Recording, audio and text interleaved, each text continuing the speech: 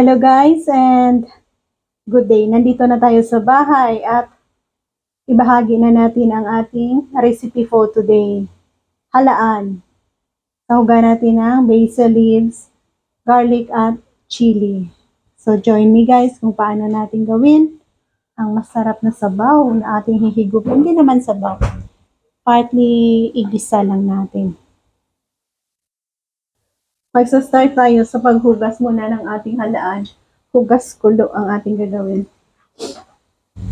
Hugasan natin ang shell para mahigop natin ang kanyang sabaw. Yun naman natin gawin. Bubuka ng hugas na. Hugas sa mainit na tubig. Ayan, okay na ito. Ayan. Cooking oil. Ginisang halaan ang ating gagawin.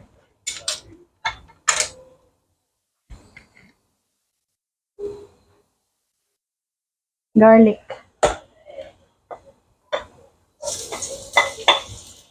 Maraming garlic, masarap.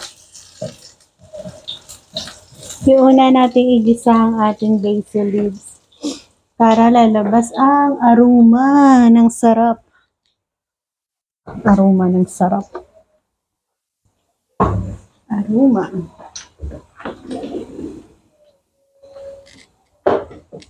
Oh.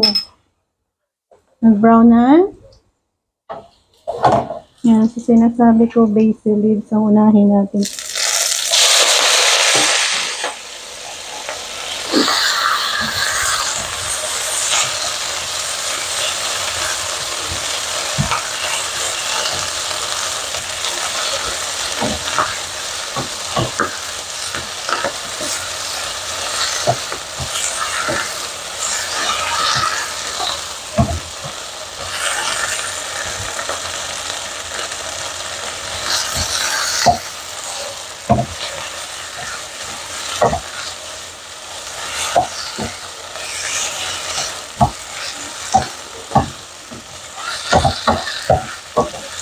And ilagay natin ang ating halaan. Mabilis lang ito.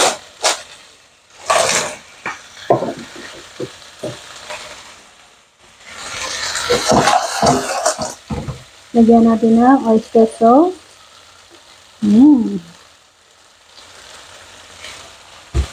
Chinese wine.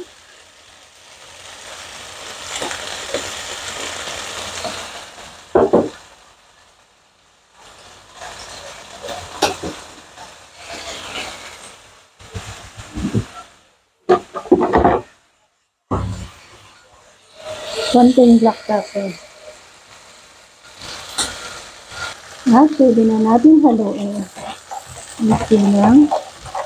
Abangang mag-open. And ready to eat.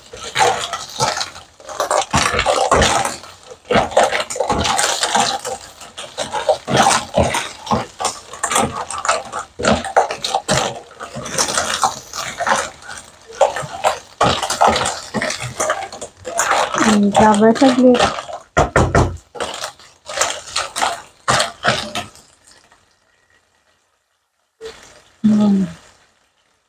Ang bango.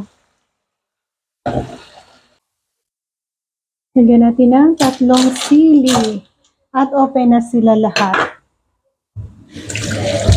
Ito na ang ating masarap na ginisang halaan lang yan. So thank you for joining me. Nakaroon tayo ng open up na lahat sila. Malasang halaan, ang taba at ang taba nila. Ready to serve. At dyan natin i-serve.